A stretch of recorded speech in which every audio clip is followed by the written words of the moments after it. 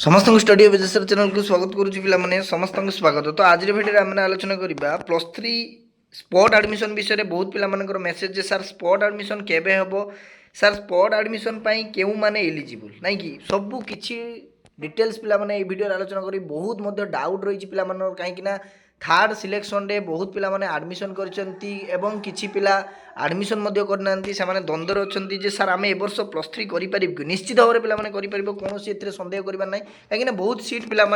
फांका रही बर्तमान बुझीपार जो कलेज चाहिए से कलेज करें पे फ्रेश पिला क्यों मैंने आप्लाय कर सबकि ऑल मु डिटेल्स आलोचना करी पे तेणु वीडियो को शेष पर्यंत देखिए बिना स्किप्रे देन चैनल को जब प्रथम आसछन्ती देन चैनल को एवं सब्सक्राइब करके पे ऑल नोटिफिकेशन ऑन करने जमार भूलु ना पूरा जेन्युइन इनफॉरमेशन ही देवी पे तेणु कौन फेक कथा बा फेक न्यूज किंबा फेक तथ्य देखा दरकार ना बुझीगला। देखो ये पे सेकेंड सिलेक्शन तो देखो पिलामाने एठी तुमମାନଙ୍କର सेकेंड राउंड रो सिलेक्शन केबे आसीतला ना 20 जुलाई नहीं कि 20 जुलाई तुमମାନଙ୍କର सरी जाइछि ऑलरेडी एडमिशन मध्ये सरी जाइछि थर्ड राउंड मध्ये सिलेक्शन आसी जाइछि हमें देखिबा थर्ड राउंड केबे बाहरछि ना 29 जुलाई रे तुमମାନଙ୍କର पब्लिकेशन हेतला थर्ड राउंड रो सिलेक्शन बुझियला। तो देखो वेटिंग एवं स्पॉट सिलेक्शन केबे आसीबो देखो एठी पिलामाने जे अगस्ट 1 अर्थात तुमମାନଙ୍କର देख पिलामाने काली ठारू अप्लाई आरंभ होउछि नहीं कि काली ठारू तुमମାନଙ୍କର कोन ना स्पॉट एवं वेटिंग लिस्ट रो पिलामाने तुमମାନଙ୍କର अप्लाई आरंभ होबो अगस्ट 1 अर्थात काली ठारू बुझियला। तो काली जदि तुमମାନଙ୍କର अप्लाई स्टार्ट होबो केते बेले ना 9टा बेले तुमମାନଙ୍କର स्टार्ट होबो केबे बाहरिबो ना publication of the list wait listed applicants देखो पिलामाने 4 अगस्त पिलामाने बुझिपारछ। तो 4 अगस्त तुमମାନଙ୍କର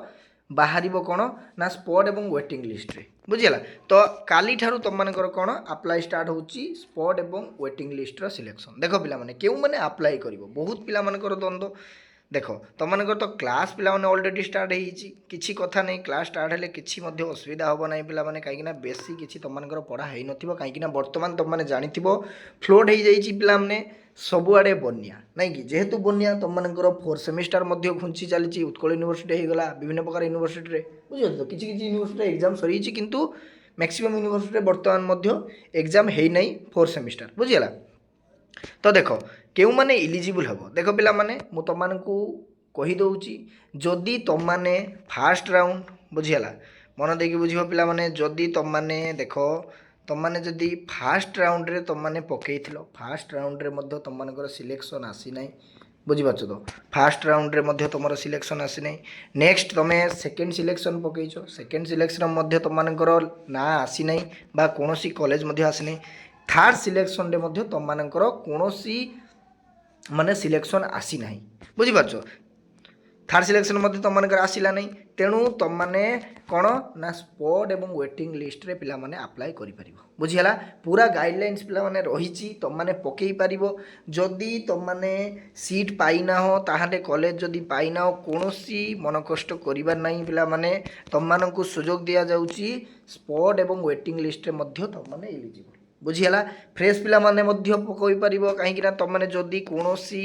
+2 पर बुझीपार। तो साइन पिला कथा कहवा +2 पर जदि तुम मैंने नीट एग्जाम प्रिपेरेसन कर किंबा नीट एग्जाम देइथिलो किंतु नीट एग्जाम तुमମାନଙ୍କର हेइ नै बुझीपार। तो ताहाले मध्य तुम मैंने जेकोसी ऑनर्स नहीं जदि +3 करिया पई चाहुचो फिजिक्स हो गला केमिस्ट्री हो गला जूलॉजी हो गला जदि करिया पई चाहुचो पिला माने ताहाले मध्य तुम माने वेटिंग एवं स्पॉट लिस्ट रे बा स्पॉट राउंड रे तुम माने पकई पारिबो बुझियला। जदि तुम माने चाहुचो जे सर मन पसंद रो कॉलेज मिलिबो ना मिलिबो देखो पिला माने जदि तुम मैंने चाहुच मन पसंद कॉलेज रे पढ़ाई ताहले तुम मानकु सीट देखापी पड़ो अर्थात तुम मानक कौन पिला माने ना वैकेंसी देखापी पड़ो कौटी ना वैकेंसी पिला माने देखापी पड़ो तुम मानकर कौन ना तुमर जो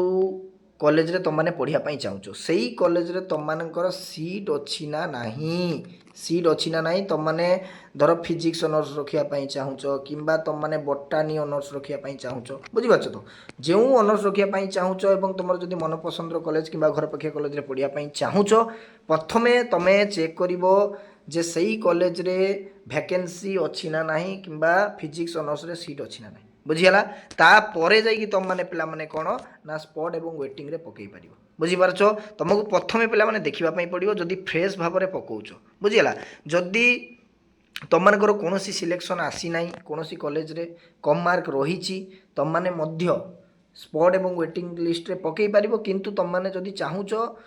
ଯେଉଁ କଲେଜରେ ପଢ଼ିବା ପାଇଁ ସେଇ କଲେଜରେ ତୁମମାନଙ୍କୁ କ'ଣ ନା ପ୍ରଥମେ ସିଟ୍ ଦେଖିବା ପାଇଁ ପଡ଼ିବ ଭ୍ୟାକେନ୍ସି ଅଛି ନା ନାହିଁ ବୁଝିପାରୁଛ ତ ତାପରେ ଯାଇକି ତୁମମାନେ କ'ଣ କରିବ ନା ସେଇ କଲେଜରେ ତୁମମାନେ ପକାଇ ପାରିବ ତୁମର ସ୍ପଟ୍ ଏବଂ ୱେଟିଂ ଲିଷ୍ଟ ବୁଝିହେଲା ତେଣୁ ସବୁ ଆପ୍ଲାଏ କରିପାରିବ ପିଲାମାନେ କୌଣସି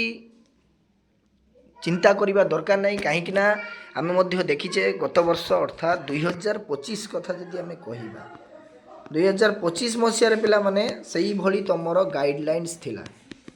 ବୁଝିପାରିଲ ତ ଗାଇଡ଼ଲାଇନ୍ସ ଥିଲା ସେଇ ଗାଇଡ଼ଲାଇନ୍ସ ଅନୁସାରେ କ'ଣ କଲେ ପିଲାମାନେ ପକେଇଲେ ଏବଂ ସେମାନେ ମଧ୍ୟ ସ୍ପଟ୍ ଏବଂ ୱେଟିଂ ଲିଷ୍ଟରେ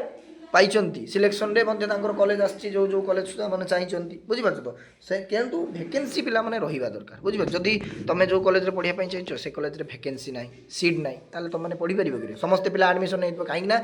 first round second round third round ହେଇସାରିଲା ପରେ ତୁମମାନଙ୍କର ସ୍ପଟ୍ ଏବଂ ୱେଟିଂ ଲିଷ୍ଟ ଆସିଛି ବୁଝିପାରୁଛ ତ ତେଣୁ ପ୍ରଥମ ରାଉଣ୍ଡରେ ମଧ୍ୟ ସିଲେକ୍ସନରେ କିଛି ପିଲା ଆଡ଼ମିସନ୍ କରିସାରିଥିବେ ସେକେଣ୍ଡ ରାଉଣ୍ଡରେ ମଧ୍ୟ ହେଇଯାଇଥିବେ ଏବଂ ଥାର୍ଡ଼ ରାଉଣ୍ଡରେ ମଧ୍ୟ ଆଡ଼ମିସନ୍ କରିସାରିଥିବେ କିନ୍ତୁ ତୁମମାନଙ୍କର ଲାଷ୍ଟରେ ତେଣୁ କୌଣସି ଚିନ୍ତା କରିବା ଦରକାର ନାହିଁ ପିଲାମାନେ ସିଟ୍ ରହିଥିବ କାହିଁକିନା ବେଶୀ ପିଲା ମଧ୍ୟ ଆଡ଼ମିସନ୍ କରିନାହାନ୍ତି ତୁମମାନେ ଯଦି ଭ୍ୟାକେନ୍ସି ଏବଂ ସିଟ୍ ଚେକ୍ କରିବ ଚେକ୍ କରିସାରିଲା ପରେ ତୁମମାନେ ୱେଟିଂ ଏବଂ ସ୍ପଟ୍ ଲିଷ୍ଟରେ ବା ସ୍ପଟ୍ ସିଲେକ୍ସନରେ ତୁମମାନେ ପକାଇ ପାରିବ ବୁଝିହେଲା ତେଣୁ କୌଣସି ଡରିବାର ନାହିଁ କୌଣସି ମନ ଦୁଃଖ କରିବାର ନାହିଁ ପିଲାମାନେ ନିଶ୍ଚିତ ଭାବରେ ପକାଇ ପାରିବ ତୁମମାନେ ତେଣୁ ଆଜି ପାଇଁ ଏତିକି ଦେଖ ପିଲାମାନେ ମୁଁ କହିଦେଲି ତୁମମାନଙ୍କର ଅଗଷ୍ଟ 1 ବୁଝିପାରୁଛ ତ ଅଗଷ୍ଟ 1 ଅର୍ଥାତ୍ କାଲିଠାରୁ ତୁମମାନଙ୍କର ଆରମ୍ଭ ହେଉଛି ଆପ୍ଲାଏ ତ ଯଦି ଚାହୁଁଛ +3 କରିବା ପାଇଁ ତାହେଲେ କାଲିଠାରୁ ତୁମମାନେ ଆପ୍ଲାଏ କରିଦିଅ ଆଉ ରୁହ ନାହିଁ ବୁଝିହେଲା ତ ଆଉ ଡେରି କର ନାହିଁ କାହିଁକି ନା ପିଲାମାନେ ଦେଖ ଆଉ କିଛି ଦିନ ଭିତରେ ତୁମମାନଙ୍କର ବାହାରି ଯିବ କ'ଣ ୱେଟିଂ ଏବଂ ସ୍ପଟ୍ ଲିଷ୍ଟର ତୁମର ମାନେ ପବ୍ଲିକେସନ୍ ଲିଷ୍ଟ ବୁଝିପାରୁଛ ତ ରହିଲି ସମସ୍ତଙ୍କୁ ସାଧୁବାଦ ଥ୍ୟାଙ୍କ ୟୁ ଧନ୍ୟବାଦ।